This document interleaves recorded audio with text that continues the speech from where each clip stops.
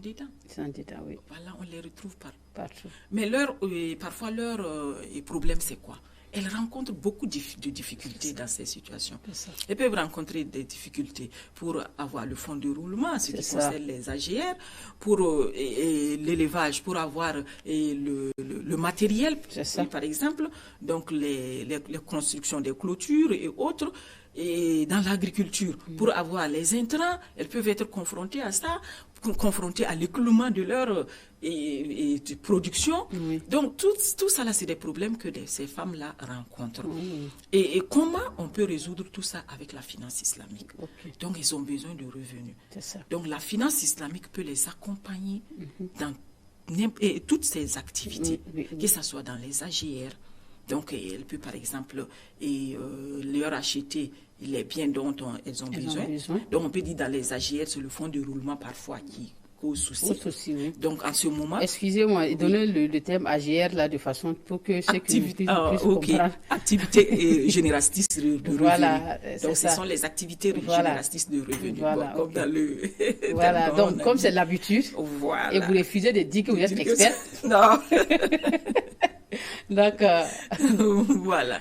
Donc, généralement, c'est les fonds de roulement qu'ils ont besoin. Ils ont besoin, oui. Donc, dans la finance islamique, on peut rentrer là maintenant dans les produits participatifs. C'est ça. En ce moment, l'institution financière peut accompagner à travers ces produits participatifs. Oui. Ils vont participer à leur activité en leur donnant l'argent nécessaire pour le fonds de roulement et ils vont se partager les bénéfices. Les bénéfices générés. Okay. Donc, en ce qui concerne maintenant peut-être l'élevage, là-bas s'ils ont besoin par exemple du matériel, ou bien l'agriculture s'ils ont besoin de matériel, ils peuvent livrer le matériel. Et là c'est la vente directe. Donc la vente directe. Voilà. Et maintenant, peut aider ces femmes à payer de façon tempérament. À travers un contrat clair, transparent, compris par tout le monde. Exactement. Des deux parties. Oui.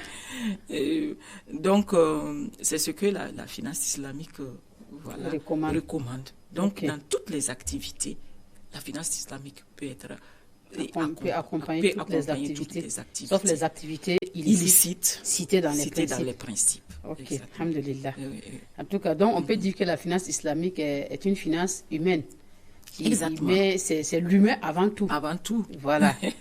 Ok. L'humain avant tout. C'est comme on le dit, tout ce qu'Allah fait, c'est vraiment pour notre bien. Exactement. Et donc, tout ce qui sort du Coran, qui sort de la Sunna, regroupe tout ce qui, c'est vraiment pour nous canaliser, pour faciliter notre vie ici-bas et nous faciliter aussi dans l'au-delà. Exactement. Ok, alhamdulillah. D'accord, donc, dans la pratique aussi, il faut souvent le rappeler, les bases du licite. Et quelles sont les conditions qu'une activité économique soit réellement halal dans l'islam? Quelles peuvent être les conditions? Ça veut dire que je ne veux pas parler des activités illicites que vous avez parlé. Il y a des gens qui peuvent faire des activités, comment on appelle ça, qui peut être dans le domaine qui est licite. Par exemple, qui peut être dans l'agriculture. Mais dans la pratique, il y a des petits trucs qui font que souvent, ils rentrent un peu dans l'illicite. Je ne sais pas si vous me comprenez un peu. Oui, je comprends.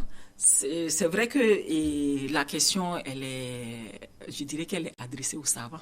C'est une question qui est, je veux dire, plus que bien calibrée, c'est les savants qui doivent pouvoir répondre à une telle question pour dire que c'est vaste. C'est très vaste. Voilà, c'est très vaste la question. Mais je reviens dans la pratique de la finance islamique que je fais, la microfinance à IFG.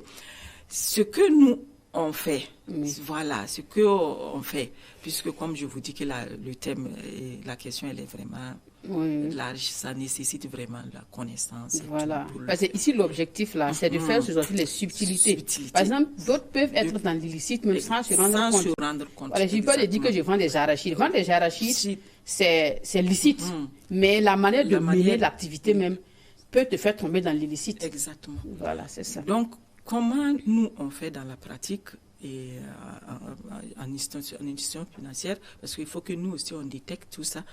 C'est vrai qu'on a un chariot à bord, au cas où il faut amener, comme je dis, c'est des questions qu'il faut amener, des situations comme ça, on amène les questions là au chariot à bord, qui nous guide maintenant. Donc je ne comprends pas parfaitement quand vous dites que c'est les savants qui doivent...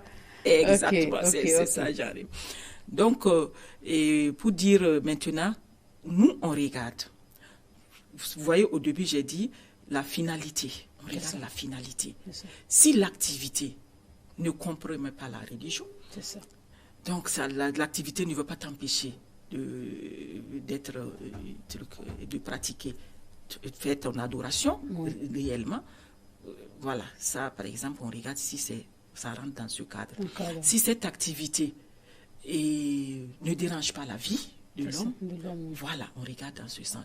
Si cette activité également ne touche pas à l'honneur ou à la descendance d'une manière ou d'une autre, voilà. Si cette activité ne touche pas à l'esprit, ne dérange pas l'esprit, donc si cette activité également respecte la propriété privée, il ne faut pas t'accaparer des biens des autres, il ne faut pas piétiner le droit des autres. Donc, je reviens à l'activité et à la question tout de suite que vous avez abordée. La femme qui vend ses arachides, elle vend ses arachides, c'est licite, c'est une activité licite, c'est très bien. Mais je viens en tant que cliente, je demande les arachides, là, c'est bouilli ou bien c'est bouilli cru. Et elle me dit qu'elle voit que son marché va passer. Voilà, son marché va passer. Je dis parce que c'est bouilli que moi je voulais. Alors que c'est frais, elle voulait que c'est bouilli. Bouilli. Elle m'a dit que non, que c'est bouilli. Vous partez devant, mais je dis bon, mais envoie pour moi. Elle l'emballe, elle met dans le sachet, elle vient, elle me tend dans la voiture, je prends, puisque je n'ai pas regardé, je suis restée et puis devant. Elle a pris son argent. Est-ce que ça, c'est bon? C'est pas bon. Voilà. C'est pas bon. Elle a porté atteinte à une partie. Voilà. C'est ça. C'est de l'illicite. C'est de l'illicite. Tu vas me dire, voilà. Donc, il faut être clean, honnête.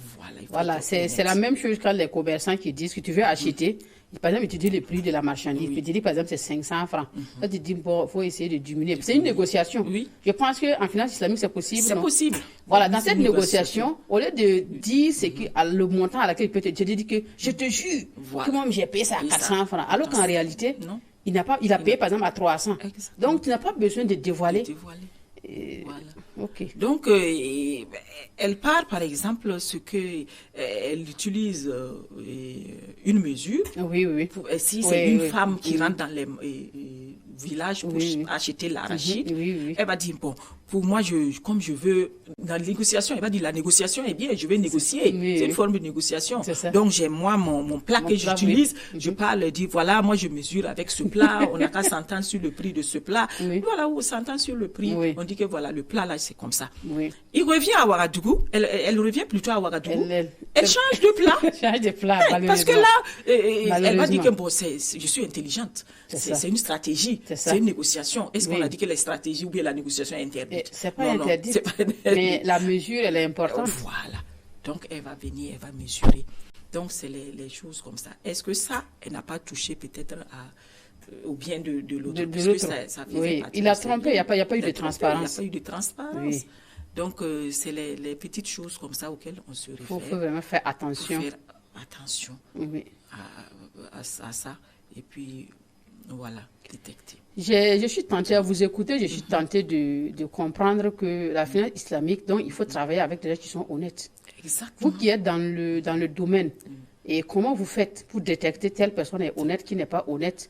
Et en même temps, je suis tentée de vous poser la question, les entreprises, ou du moins ceux que vous accompagnez, surtout dans les contrats participatifs, comment le suivi est fait pour savoir que, et est-ce que, par exemple, quelqu'un qui vient vous dire que moi, je dois acheter telle chose à 1000 francs et que je dois revendre, par exemple, à 1500 et que vous vous convenez que donc le bénéfice qu'il va dégager sera de 500. Ça, c'est prévisionnel. Et quand ça va finir, s'il réalise réellement les 500, c'est sur cette base que vous partagez vos bénéfices. Exactement. Maintenant, s'il se trouve que non, en réalité, c'est sur la place du marché, la chose là, il peut l'avoir ça, par exemple, à 500 et qu'il peut le vendre à 2000.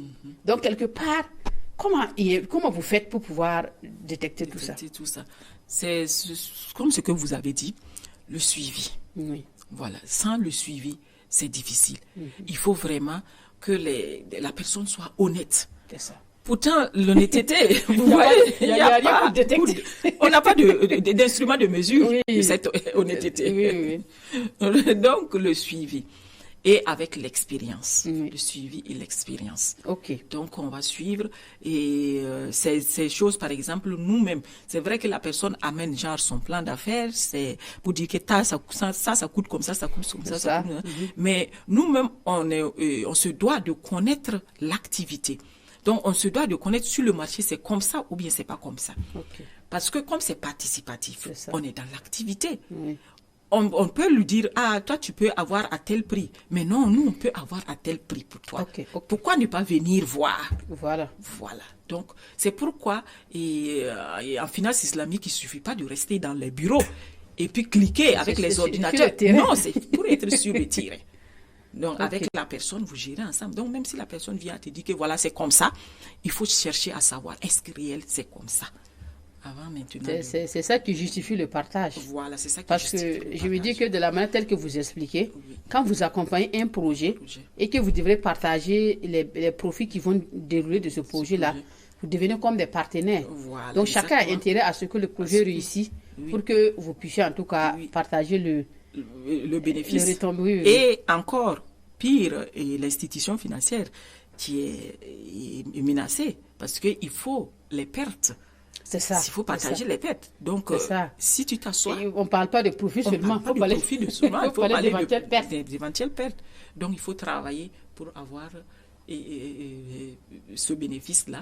Donc, c'est comme le dit le truc, la richesse en finance islamique, c'est l'argent et le travail. Le travail uniquement ne fait pas. Voilà. Comme aiment dire les économistes, l'argent ne fait pas les petits. C'est ça. Donc vous avez évoqué de ce que vous venez de dire, cela m'amène à vous poser une question.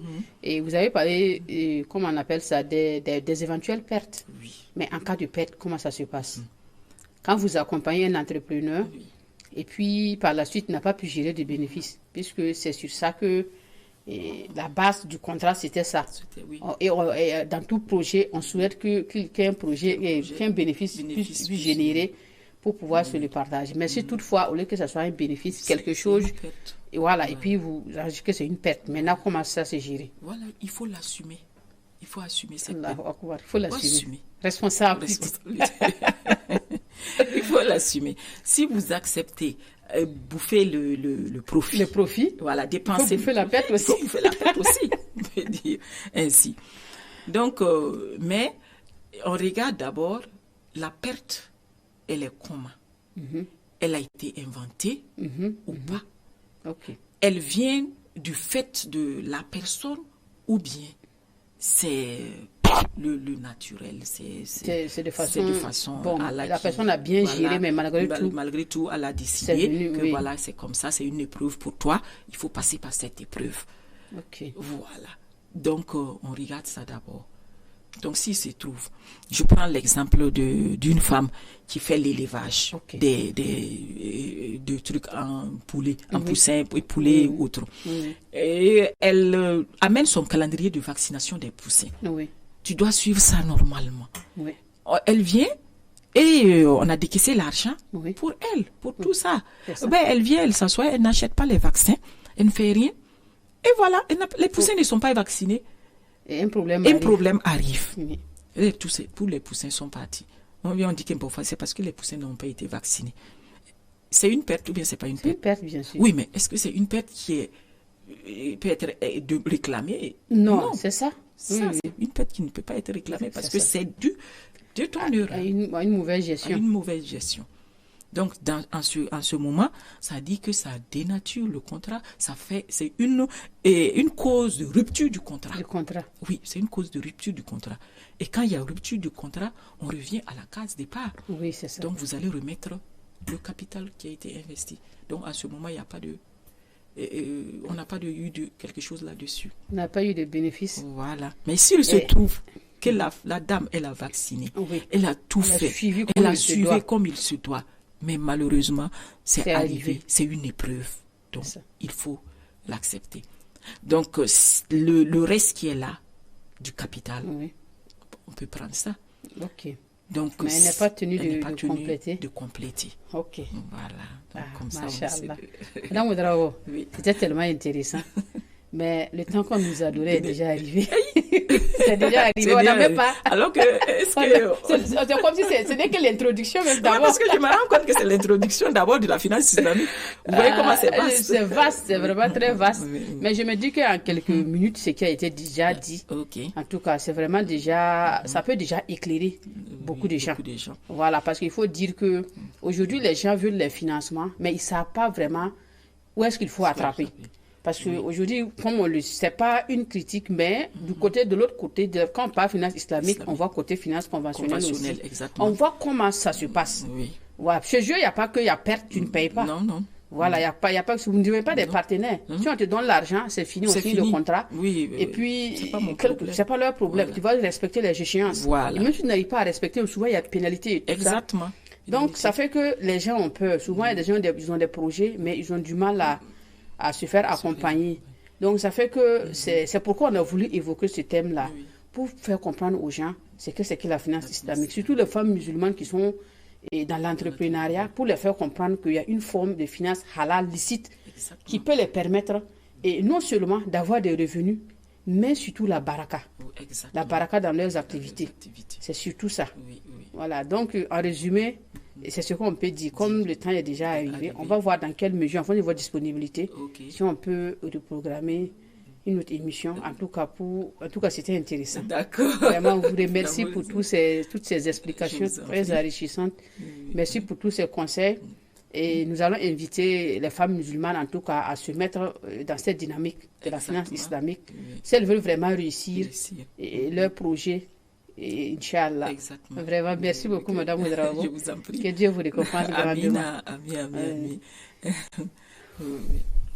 Ok, chers soeurs, chers frères, téléspectatrices et auditrices, nous sommes au thème de cette émission que nous vous promettons, s'il plaît à Allah, et de revenir avec un deuxième numéro pour éclaircir davantage cette question de la finance islamique qui est vraiment très, très bénéfique, il faut le dire, pour toute la société entière. Donc sur ce, nous allons prendre congé de vous. Assalamu alaikum wa rahmatullahi ta'ala wa barakatuhu.